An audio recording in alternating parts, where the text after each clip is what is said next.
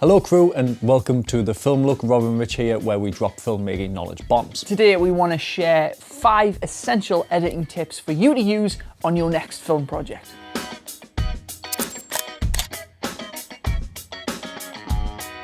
The first editing technique we want to share is the cut on action. And to demonstrate that, we've set up a basic scene where our character comes in and has a bunch of actions which we can cut around. So, all of these little moments in the scene are called actions. These are physical things an actor does during a scene. Each one of these actions can be used as a cutting point in the edit, hence the term cut on action. Cutting on an action can help to smooth over and hide the edit from the audience, helping to provide a seamless continuity in the scene.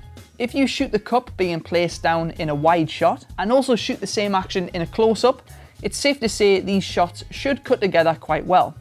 So when you're building your shot list, you can treat these actions like checkpoints during a shoot, overlapping them between setups. Just make sure you don't cross the 180-degree line. We've got a video on that fundamental filmmaking rule right here, or there's a link in the description. Right, let's get down to editing this sequence. So before we open up Premiere Pro or your preferred editing program, the first thing we actually want to do is go to youtube.com/thefilmlook. We're going to subscribe and then we're going to go to the bell and hit all. That is the very first thing you want to do. Now we can actually start. So I've got 2 clips here. And this is what we shot earlier. So we've got Rob coming in, and then we've got him placing the cup down. And at the minute, our cut point is here. And it's right on the action. So the action point would be when he places the cup. So cup down, and it cuts. This is currently what it looks like. Let me show you. Decent, but it's not perfect. It doesn't really feel like a smooth, continuous scene.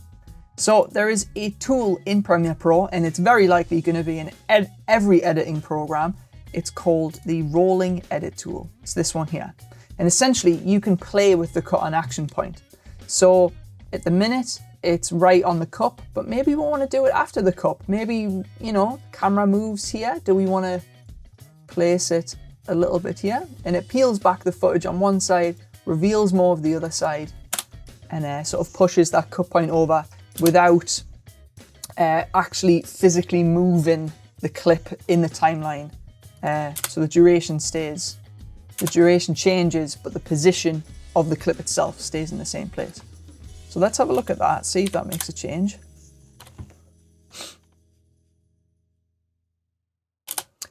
It's decent. I feel like we can do better. And I actually figured this out earlier. The best thing for us to do is going to use the motion of Rob moving this cup, right? So the cup is probably the brightest thing in the scene. It's under that light. And it's also white, black, and red. It's going to be really bright. And we're going to use the motion of this moving from the right-hand side to the left-hand side. And we're going to cut maybe about here. So we're going to use the rolling edit tool. I'm going to bring that in. And let's try it again. There we go. That's definitely the best place to put it so far. And that's because the audience is going to be looking at the motion. So the audience is going to be looking at this cup. They're going to be looking at Rob first of all, because he's the only thing moving in the scene. Then we're going to look at this bright cup, and then we get to see the same thing going in the same direction. So you can do this with any tools you like. There are other ways to play around with this cut on action point, but the rolling edit tool is definitely my preferred method. But it's more about the technique. Don't worry about the tools themselves. The tools are there to make things efficient, but the technique there is to make it really, really good. On the flip side of this demonstration, I don't want you guys to start shooting close-ups of cups for every single scene now. So this might be an action beat for the character, but is it a story beat for the scene? Not really. It's just a mundane thing of this guy coming in. We need a way to get our character to come in.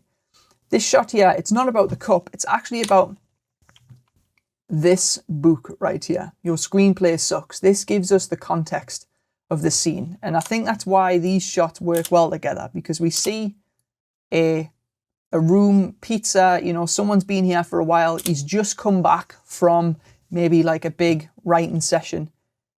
We come in and then we get a little bit of context, and then we follow up with our character. So please, all I'm saying is, don't just start shooting close-ups of cups because that is the cut on action all the time. Have a think about it. If it's not important information, you don't have to shoot a close-up of a cup. Right, next tip. If you're dealing with a fast moving action point, you can actually repeat a couple of the frames after the cut itself. And to demonstrate that, we're in the back lane today. I'm playing Detective Rusty Johnson once again, and I'm going to be chasing Rip-Off Ricky.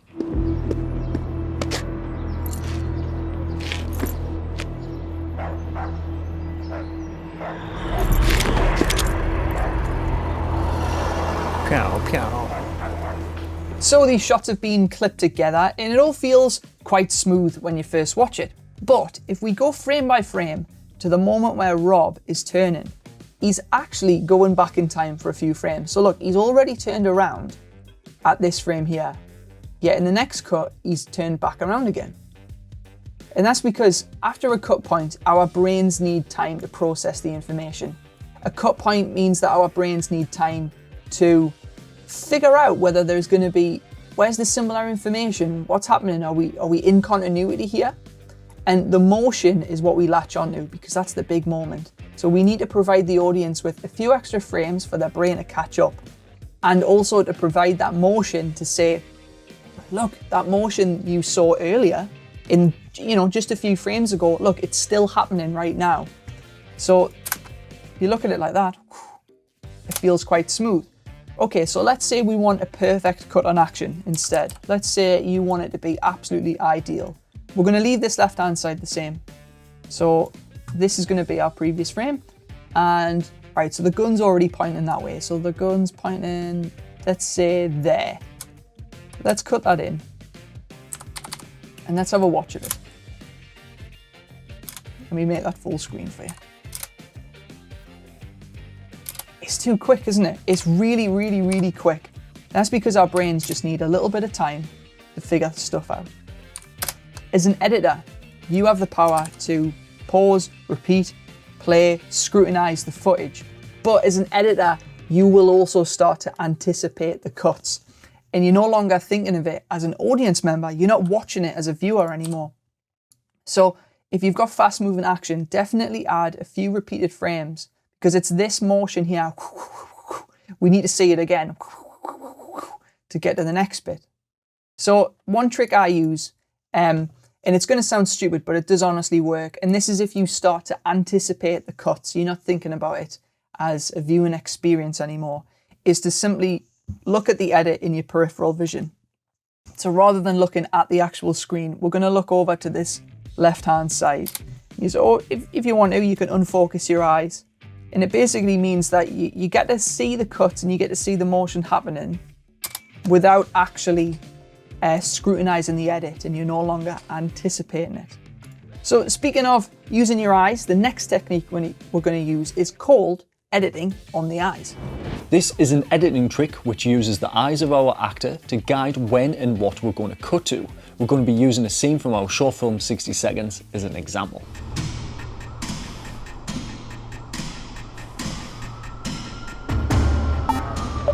If you haven't seen 60 Seconds yet, there's a card in the corner or there's a link in the description. The scene begins with the bomb being defused. We move up to Stu, who is staring at the bomb on the table. Then he looks up to someone. This is going to be our first cut point. Let's edit on the eyes and provide the audience with what Stu is looking at. We cut to Daniel. Daniel looks up to Stu. Let's edit on the eyes again, following Daniel's viewpoint. Cut back to Stu. He nods. Cut back to Daniel. He nods back, then lowers his head to defuse the bomb. Cut back to Stu one more time. He looks from Daniel to something on the table. Edit on the eyes. What's he looking at? Cut to the bomb. We follow the characters and provide the audience with a viewpoint of those characters without having to shoot like a POV style shot. We also get a rhythm in the edit, which is really smooth, hiding the editing process from the audience. The cuts back and forth also get progressively quicker. The audience will need some time to understand the shots at first because they are brand new. But once we go back to a shot which we've already seen, the audience is familiar, which means we can spend less time on it and it won't feel overly choppy. If you're interested in seeing more behind the scenes from our short film 60 Seconds, we have a special features pack on our store. It includes over 1 hour of an on-set experience, a director's commentary and much more. Links in the description. This is Blink 182 Degree Line, Slate 1, Take 1. The next editing technique is called cutting the blinks, and to demonstrate this we've set up a basic scene where me and Rich are going to have a conversation back and forth, and we're going to deliberately leave in all of the blinks to make you guys feel really uncomfortable. Right, banana. Apple. Red. Fire truck. Nino. Police. Good one. Jackets. As you can see, a cut during the middle of a blink is really jarring. Even a single frame into a blink can create this sense of what the bloody hell was that to the audience. It's subliminal, and an audience member might not notice it subconsciously, but it definitely prevents a smooth experience. In addition to this, it's not just the actor's eyes which can cause a blink. Yeah, you can actually get a blink in your edit, for example, if a bird flies by for a single frame. Or if the camera is just about to move before you cut to the next shot. Or if the sun goes behind the clouds, again, just before you cut. In 60 seconds, we had blinking issues with the police car lights. The lights would flash red and blue, but every now and then in the edit, we noticed we were cutting when the lights were completely off, which made the cut feel really jarring. So just be aware of blinks during an edit. You will likely pick up on these, but if the cut feels off, look for the blinks. Before we get on to our last technique, we just want to thank our supporters over on Patreon for allowing us to make videos like this one. If you want to help support us because you like what we do here, we've got a bunch of rewards on there, including a community Discord page. We've got bonus filmmaking episodes. We even do one-on-one video chat sessions, and we've included a new one where you can borrow one of Rob's DVDs, just like the old Blockbuster. Apparently, yeah. Robbuster. Right, tip number 5. The last thing we want to share is a more advanced technique called a match cut. These are cuts in the film which use similar shapes between the cuts to bring shots together in a really interesting way. If you're interested in learning how to plan, shoot and edit a cinematic match cut, we've actually already made that video. It's right here. So this is where you should be clicking to next. Thank you all for watching, and we'll see you in the next one.